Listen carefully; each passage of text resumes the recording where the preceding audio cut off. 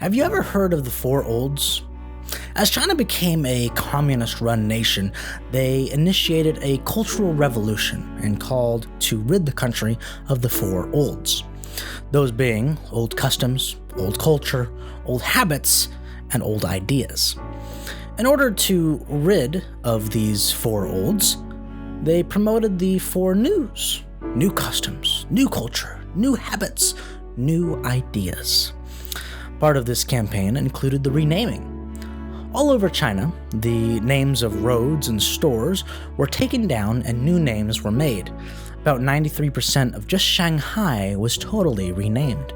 The hospitals, the stores, the streets, the schools, statues of old emperors were torn down, as well as those of the Buddha. The point of doing this is really simple: demoralize the opposition who were anti-communist and to erase history, promoting the new revised, approved history from the elite. Well, not long ago, a similar but slow cultural revolution began here in the United States, and we began to see history changed. Statues torn down, roads and schools renamed. One such statue and name that was defaced was that of John Sutter, a man who, like all of humanity, was both a good and sinful man, who did more in his life for his new country than most people today could ever hope to achieve. He is viewed now as an evil slave owner whose name should be erased from all society and replaced with what is approved by the ruling elite. So let me share with you the full story of John Sutter. Not just the good G-rated stuff, but not the cherry-picked R-rated stuff you hear about today. So for starters, his original name was Johann Augustus Sutter, born sometime in February of 1803. He was raised up a working-class boy and became an apprentice in a printing shop. There, he went on to be a clerk at a clothing store. Around 21 years old, he married a rich widow, and he opened his own store. He was really bad at money, and did the typical spend more than you make kind of thing, to the point that he was going to be sent to a debtor's prison. He refused to ever go to debtor's prison, so he left his wife and kids in the care of his brother and told them he would send for them when he got everything in order in the New World. Using a French passport from Paris, he sailed to New York, getting there in 1834. He Americanized his name to John Sutter, but added captain to his title to make himself look better. From there, he made it to St. Louis, then Santa Fe, then over to Kansas City. He had to flee Missouri because he had too much debt there as well. So he joined with a missionary traveling west and made it to Fort Vancouver, which is near Portland, Oregon. From there, he got on a ship to the Sandwich Islands, known today as Hawaii. He was supposed to get on another ship from there that would take him to the fishing village known as Yerba Buena, San Francisco, but he missed the connection, so he had to do what he knew best and befriend the Hawaiian Kanakas, dignitaries from Europe and America, and was given some men and 2 women as servants by King Kamehameha III. Then, using his handy-dandy credit card, he bought a ton of freight and hired a ship called Clementine and sailed to New Archangel, Russia, which today is Sitka, Alaska. After doing some business there, he sailed, finally, to that little fishing village in California. Once he got to California, Sutter made his way to the capital of Mexican California, which was Monterey, getting attacked by Native Americans a few times on his way. He met with Governor Juan Alvarado and told him of his plans to settle the land and asked for some free land. Governor Alvarado, wanting to keep Americans from coming and to control the Indians that roamed around, stealing horses and attacking his people, he agreed to give Sutter some land, but for a price. That price being that he had to live in California for a full year and convert to Roman Catholicism. He agreed. Soon, he saw an opportunity, and his credit card couldn't refuse: Fort Ross, which was a Russian fort built mainly for fur trading to Spain. The company that ran the fort was the Russian-American Fur Company, and their charter was just about to expire, and they were being ordered to leave California back to Russian America, Alaska. So he bought it. Sutter finally got that land grant from Alvarado and named it New Helvetia. and was given by Governor Alvarado the right to, quote, represent in the establishment of New Helvetia all the laws of the country, to function as political authority and dispenser of justice in order to prevent the robberies committed by adventurers from the United States and to stop the invasion of savage Indians and the hunting and trading by companies from the Columbia. Quickly, his workers, which consisted mainly of Kanakas and friendly Indians, built the fort that still stands today in Sacramento, Sutter's Fort. They planted some fields, planted some orchards and vineyards. Sutter basically wanted to build an agricultural utopia. Now, I said the friendly Indians helped build the fort. Well, there were tons of different tribes that roamed around California, each having their own identity, beliefs, and customs. They had wars against each other and enslaved each other. Just like the African slave trade that was run by the Africans, there was an Indian slave trade run by the Indians.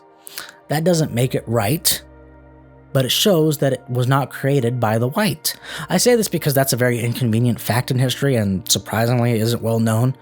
Sutter was given many slaves. He himself captured many slaves. He killed many slaves. He treated the slaves like slaves. He gave slaves as payment and as gifts. William Leidesdorff, for example, who I did a story about a while back, had the Rancho Reales de los Americanos land grant, which is where modern-day Folsom is. He was a mixed black man. Sutter gave him slaves as payment for some debt, and he gladly accepted it. Sutter employed a ton of people. Many were Indians, some Californios, which by the way just means Mexicans that lived in California, Kanakas, which just means islanders, and Americans, and so on. He overhired because he wanted everyone to have a job and make some kind of money, which really hurt him in the end because just like running that little store, he spent more than he made and incurred a huge debt. Now, let's move to another piece of the Sutter puzzle. Mexico removed Governor Alvarado and replaced him with a man named Micheltorena. Mexico could see that there would be a war between them and the United States, so they needed to raise capital to fund the war, which in government terms means taxing the peasantry.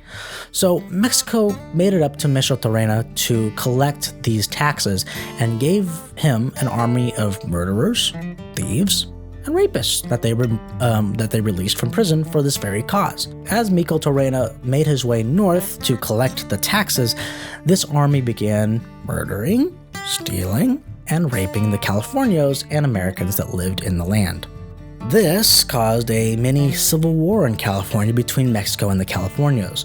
Sutter was caught in the middle of it, having to make a choice like Robert E. Lee of country or community. He chose country. This choice was made easy for him by Micheltorena because he tripled Sutter's land grant with a snap of his fingers in exchange for his service. Micheltorena and Sutter geared up with their makeshift army and their secret weapon known as the Sutter gun, or the 4-pounder, which he got when he took over Fort Ross. It was a powerful cannon built by Russia to fight Napoleon, and it was then taken to Fort Ross, which was now in Sutter's control. They marched 500 miles down south, because the Californios ran down to LA to get the Californios from there for this battle, and over in Camarillo, which is midway between LA and Santa Barbara, they fought.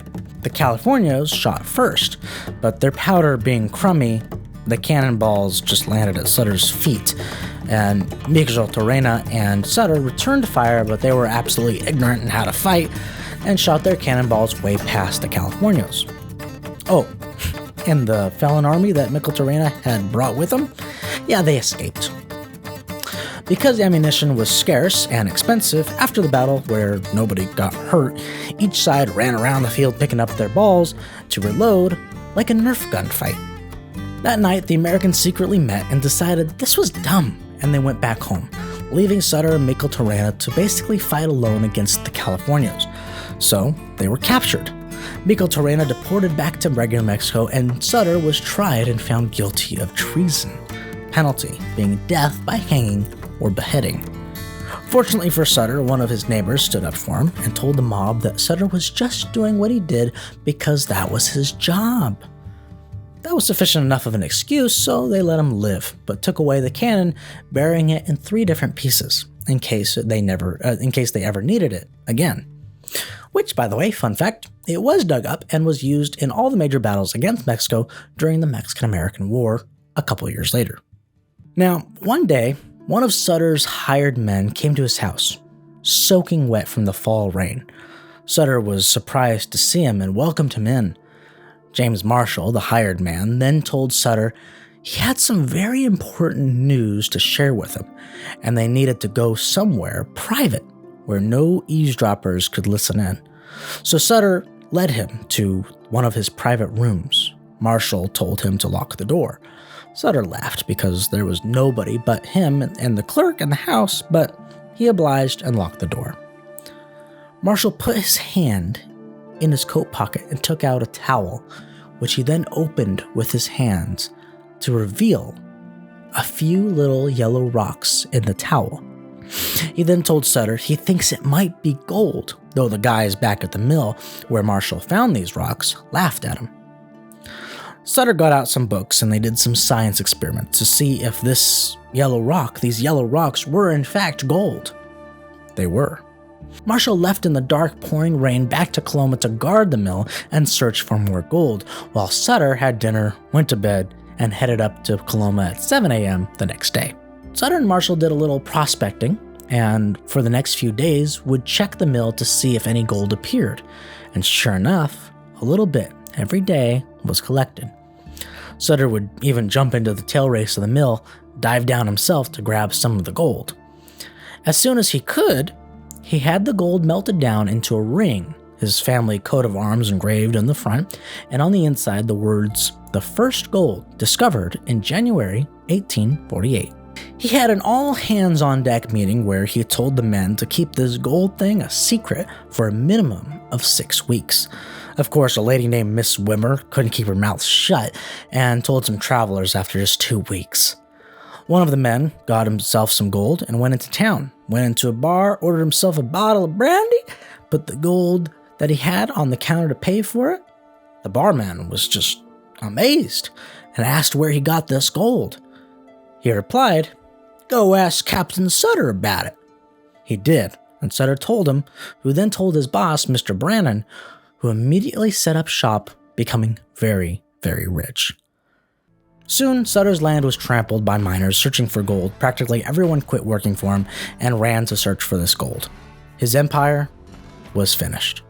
Eventually, he sent for his son, John Sutter Jr., who was an accountant, and he did his best to fix his father's financial troubles. He did, but he was getting lowball offers from people for this land, and he was agreeing to it, which really ticked off John Sr.